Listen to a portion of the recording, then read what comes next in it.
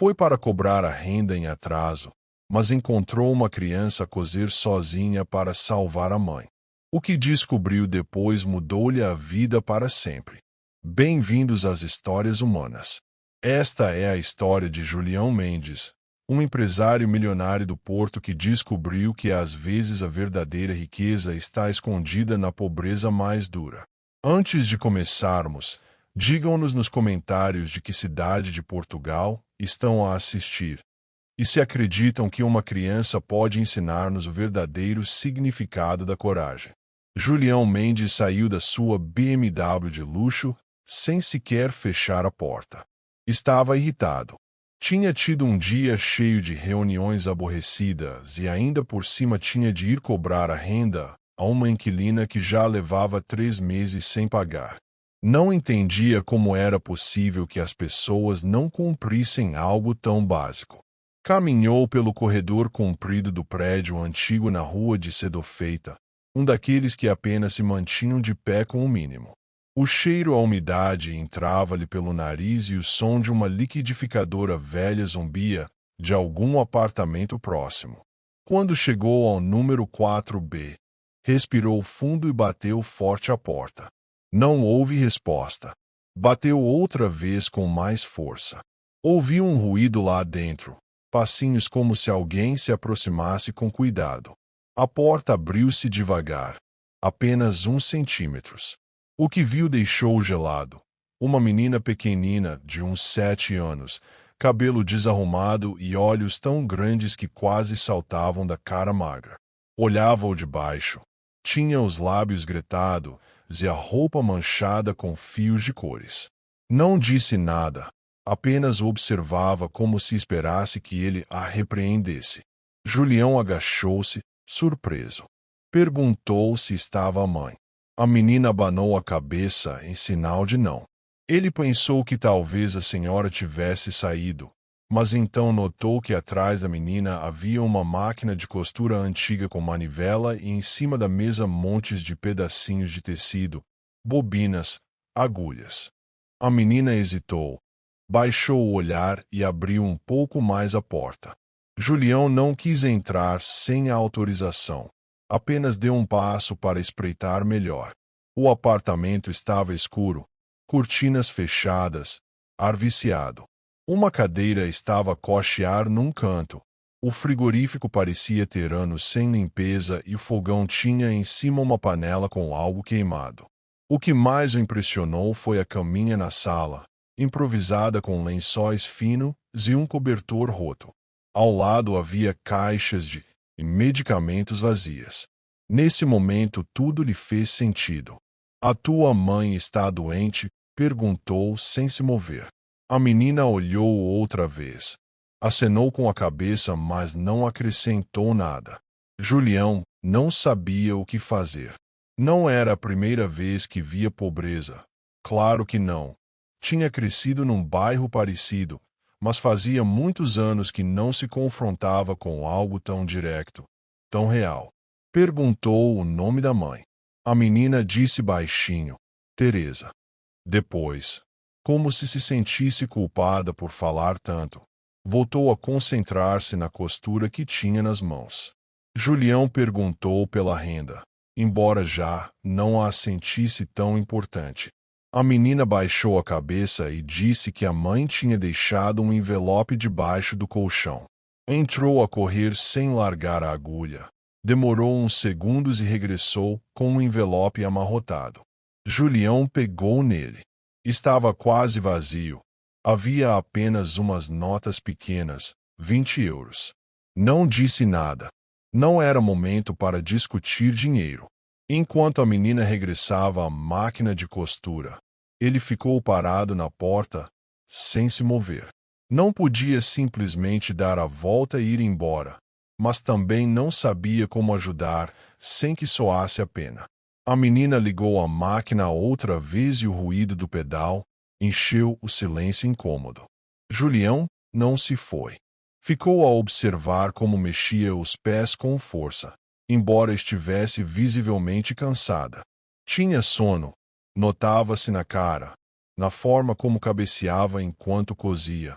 mas continuava como se não tivesse outra opção. Nesse momento algo se partiu dentro dele. Não era compaixão, não era culpa, era outra coisa, uma espécie de raiva que não sabia para onde dirigir. Quando voltou a olhar para a cara dela, notou que tinha uma pequena gota de sangue no dedo. Limpou-a com a blusa, sem se queixar, e voltou a continuar. «Como te chamas?» perguntou Julião finalmente. Ela hesitou, mas depois disse, «Valeria». E depois voltou a olhar para o tecido. Julião meteu a mão no bolso das calças, se tirou a carteira. Tirou várias notas e deixou-as na mesa, sem dizer mais. Valeria nem sequer as olhou. Continuou a coser. Ele saiu do apartamento devagar, sem fechar a porta de todo, como se isso marcasse a diferença entre ir embora e ficar um pouco. Ao chegar à viatura, sentou-se sem ligar o motor. Pela primeira vez em muito tempo, não tinha claro o que fazer. Só sabia que aquela menina não devia estar sozinha e que a sua história apenas estava a começar. Nessa noite, Julião não conseguiu dormir. Dava voltas ao que tinha visto. Uma menina sozinha, a coser como se tivesse de salvar o mundo, num lugar que apenas se mantinha de pé. Nem sequer tivera forças para lhe reclamar a renda. Sentia-se estranho, como se o que tinha acontecido não fosse apenas triste, mas também injusto. No dia seguinte, levantou-se cedo, algo que quase nunca fazia se não fosse por trabalho. Em vez de ir diretamente para o escritório, desviou a rota e passou por uma mercearia. Comprou pão, bolachas e algumas coisas básicas. Não era muito, mas era algo. Não queria aparecer de mãos vazias. Ao chegar outra vez ao 4B, bateu mais suavemente desta vez. Valeria abriu mais rapidamente. Tinha o cabelo preso com um elástico velho e a mesma roupa de ontem. Julião sorriu sem saber bem como começar. Mostrou-lhe os sacos das compras. Trouxe-te umas coisinhas, disse. Valeria olhou desconfiada. Não se mexeu. Julião deixou os sacos no chão e agachou-se para lhe falar à altura dela. Posso entrar um momentinho? A menina não disse que sim, mas fez-se para o lado. Julião entrou com cuidado. O lugar continuava igual. Talvez um pouco mais arrumado, mas continuava a cheirar a encerramento e a medicamento. Deixou as coisas na mesa pequena. Valeria olhava-as como se não entendesse por que alguém faria aquilo. Já comeste? Perguntou ele. Ela encolheu os ombros. Umas tostas com sal, disse baixinho. Ele respirou fundo. Não sabia como fazer as perguntas certas. Sentou-se na única cadeira que parecia estável. Valeria ficou de pé com as mãos atrás das costas. A tua mãe continua no hospital. A menina hesitou. Depois baixou a cabeça. Sim, há 3 dias. E quem te cuida? Ninguém. Estou bem. Julião sentiu que algo no seu peito se apertava. Não sabia se era raiva ou tristeza, talvez as duas. Não conseguia imaginar uma criança passar por isso, sem que ninguém fizesse nada. E por que estavas a coser ontem? Valeria levantou o olhar pela primeira vez. Pareceu querer falar. Porque tenho de entregar umas capas. A senhora Letícia dá-me uns euros e entrego-as bem e rápido. E quem é a senhora Letícia? A que vive no 3º andar. Ensinou-me a coser quando a mãe ficou doente. E a tua mãe o que tem? Ali, Valeria ficou calada. Mordeu os lábios. Olhou para a porta como se pensasse em sair a correr. Julião viu-a lutar com os pensamentos. Queria proteger o segredo. Isso era evidente. Mas também queria que alguém soubesse o que estava a acontecer. Leucemia, disse finalmente em voz muito baixa. Essa palavra pesou como chumbo no ar. Julião engoliu, em seco.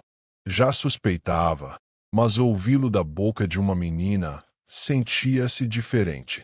E os médicos, o que dizem? Que precisa de medicamentos e sangue e uma operação. E vocês têm seguro? Não. Julião passou a mão pela cara. Não era médico, nem advogado, nem assistente social. Era um empresário, um tipo que fazia negócios num escritório com ar-condicionado. Julião saiu do apartamento com o coração apertado. Na cabeça não parava de dar voltas ao que acabará de ouvir. Uma menina de 7 anos sozinha, a cozer para juntar uns euros enquanto a mãe lutava contra a leucemia num hospital público qualquer. Antes de subir a viatura, ocorreu-lhe uma coisa.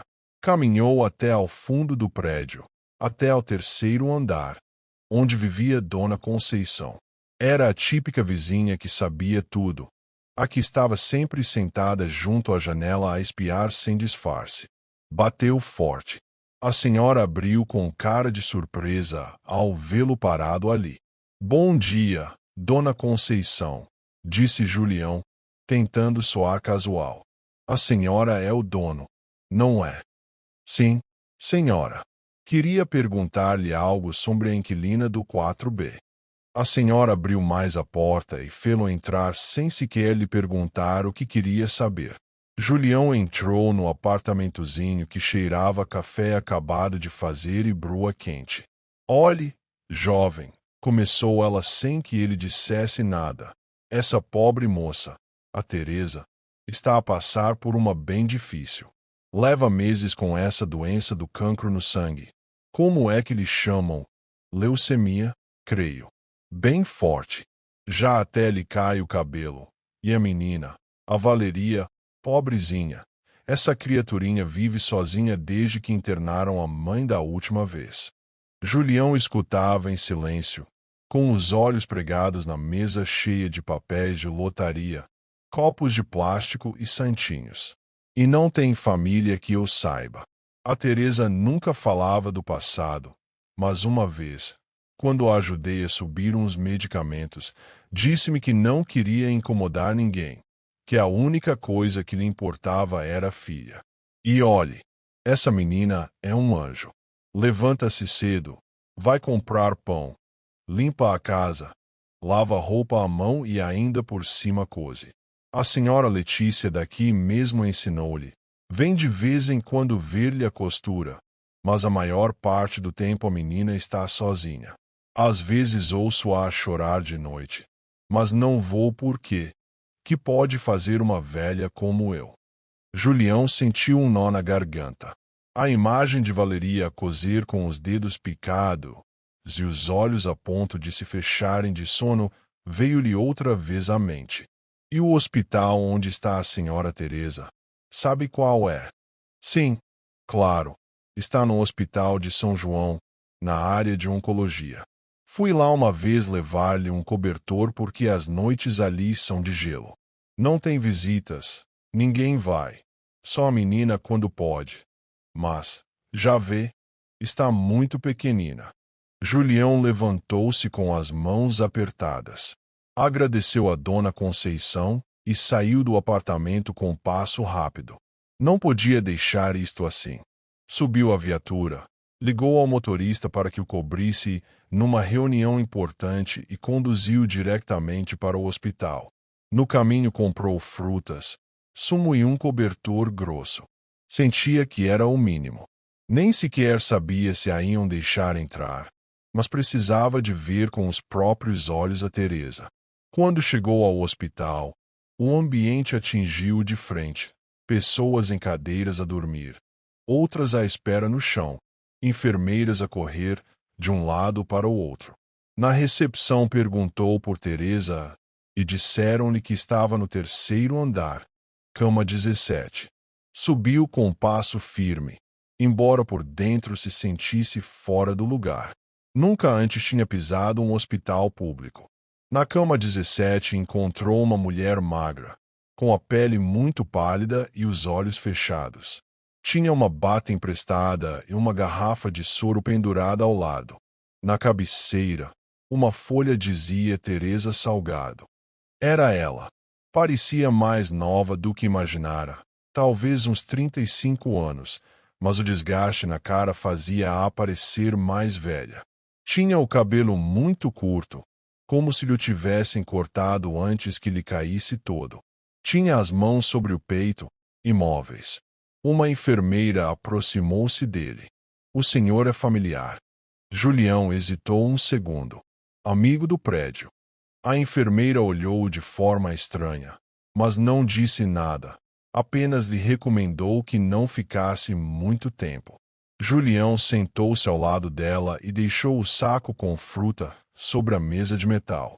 Também meteu uma caixa de pensos, algodão e pensos rápidos, por se Valeria continuasse a coser e continuasse a picar-se nos dedos. Na fila da caixa sentiu que o olhavam de forma estranha, como se fosse pai solteiro, mas não lhe importou. Pagou e saiu dali com vários sacos grandes. Antes de chegar ao prédio, desviou-se a uma farmácia e comprou um envelope com dinheiro vivo. Nada exagerado, mas sufficient para unos dias. Meteu-o num saco à parte, sem nome nenhum. Depois conduziu até ao prédio e estacionou longe para que não vissem a sua viatura. Caminhou carregando os sacos até chegar à entrada. Subiu ao quarto andar com cuidado, ouvindo se alguém vinha. Não queria cruzar-se com ninguém. Em frente à porta do 4B deixou o saco, um por um. Depois tirou o envelope e escondeu-o entre o saco do pão, bem arranjado para que o encontrassem por acaso. Antes de ir embora, bateu a porta 2 vezes rapidamente e saiu a correr pelas escadas sem olhar para trás. Ouviu que alguém abria, mas não se virou. Não queria ver a reação. Não por ego nem vergonha. Só sentia que se a menina soubesse que era ele, não o ia aceitar tão facilmente. Nessa tarde voltou à rotina. Foi ao escritório, atendeu chamadas, reviu uns e-mails, mas no fundo não estava concentrado. Sentia um peso menos nas costas, mas também uma necessidade de saber se o que tinha feito realmente tinha servido de alguma coisa. No dia seguinte regressou ao prédio, mas sem sacos nem pretextos. Subiu até ao 4º andar e bateu à porta como se nada fosse. Valeria abriu. Estava diferente. Tinha o cabelo mais penteado, uma blusa que parecia acabada de lavar e uma cara menos cansada. Ainda tinha os olhos tristes, mas notava-se que tinha dormido melhor. Olá, Valeria, disse ele com um sorriso. Tudo bem. Ela acenou, olhando para dentro como duvidando se o deixava entrar. Julião não forçou nada. Só vinha cumprimentar. Queria saber como estava a tua mãe. Igual. A senhora do hospital disse-me que está estável. E tu como estás? Valeria fez um gesto estranho entre um sorriso e uma careta. Depois abriu mais a porta e deixou-o entrar. Julião notou que o lugar cheirava diferente. Havia aroma a feijão quente e algo doce. A mesa estava um pouco mais arrumada e já não havia tanta roupa espalhada. Comeste bem hoje? Perguntou. Sim. Apareceram uns sacos lá fora da porta. Creio que foram os vizinhos, ou talvez a senhora Letícia. Ah, que boa onda, disse Julião, fingindo surpresa. Valeria pegou numa bolacha de baunilha de um prato e ofereceu-lhe uma. Ele aceitou. Sentou-se na cadeira de sempre enquanto ela se acomodava no canto com uma almofada e uma manta dobrada ao lado. Na mesa, a máquina de costura estava coberta com um pano limpo. E vais continuar a coser? Sim, mas menos. Agora tenho suficiente para pagar a senhora Letícia, e ela disse-me que me pode ajudar a terminar umas capas que devo. E o que vais fazer com o dinheiro? Vou guardá-lo para os medicamentos da mãe. Julião ficou a olhar para ela. Não podia acreditar que alguém tão pequenina pensasse assim. Nem os adultos eram tão responsáveis. Valeria comia devagar, como se cada bolacha fosse um prêmio. Depois levantou-se e foi a uma caixa. Tirou algo e deu-lhe. Isto fiz ontem, disse. Era um pequeno bordado com as letras JM em fio vermelho rodeadas de um coraçãozinho. Julião sentiu que o peito se lhe enchia de emoção, mas não disse nada. Apenas o guardou com cuidado. Obrigado, Valeria. Vou levá-lo para o trabalho para não me esquecer do que importa. Ela não respondeu. Apenas sorriu, ligeiramente. Antes de ir embora, Julião prometeu-lhe que voltaria em breve. Não disse quando nem com que intenção. Apenas o soltou como quem deixa a porta entreaberta para o que vier a seguir. Ao descer as escadas, cruzou-se pela primeira vez com Gabriela, a sua administradora, que vinha com uma pasta na mão. Levava saltos altos, óculos escuros e cara de poucos amigos. O que faz aqui, chefe? Perguntou diretamente. A rever um assunto pessoal. Tem a ver com a senhora do 4B. Por que pergunta? Gabriela Franzi os lábios. Porque essa inquilina já tem 3 meses sem pagar.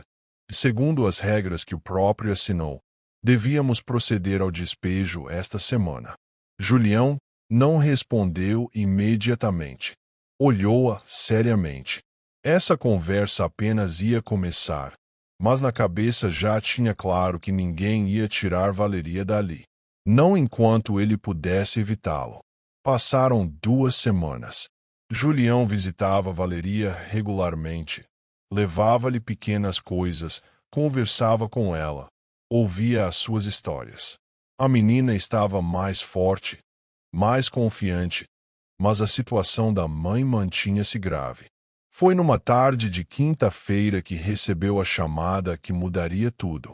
Teresa tinha acordado e estava a pedir pela filha. Julião não hesitou. Pegou em Valeria e levou-a ao hospital. O reencontro foi devastador e bonito ao mesmo tempo. Teresa, fraca mas consciente, abraçou a filha como se fosse a primeira vez em anos que a via. Valeria chorava, mas eram lágrimas de alívio. Mãe, o senhor Julião tem nos ajudado, disse Valeria. É o dono do prédio, mas é bom. Teresa olhou para Julião com lágrimas nos olhos. Obrigada, sussurrou. Obrigada por cuidar da minha menina. Julião sentiu um nó na garganta. Não tem de agradecer. A Valeria ensinou-me o que realmente importa na vida. Nos meses seguintes, Julião não só ajudou com o tratamento de Teresa, como se tornou parte da família. Pagou o tratamento particular. Mudou-as para um apartamento melhor e, quando Teresa melhorou, ajudou-a a encontrar trabalho. Mas a maior mudança foi em Julião. Um empresário frio e calculista descobriu que a verdadeira riqueza não estava nos bancos, mas nos laços humanos que construímos com quem mais precisa. 2 anos depois, Teresa estava curada e Valeria era uma menina normal, a estudar e a brincar como todas as crianças da sua idade. Julião continuava a visitá-las regularmente, não como benfeitor, mas como família. Numa tarde de domingo, enquanto viam Valeria brincar no parque, Teresa pegou na mão de Julião. Obrigada por nos teres encontrado, disse ela. Obrigado eu por me terdes ensinado que às vezes os anjos disfarçam-se de crianças com máquinas de costura, respondeu Julião, sabendo que a sua vida nunca mais seria a mesma. Esta é a história de Julião Mendes, que descobriu que a verdadeira riqueza não se mede em euros, mas na capacidade de fazer a diferença na vida de quem mais precisa. Se esta história vos tocou, se acreditais que uma criança pode mudar um adulto, partilhai-a, porque neste momento há uma Valeria a lutar sozinha, e um Julião que ainda não descobriu o seu verdadeiro propósito. Até a próxima história humana.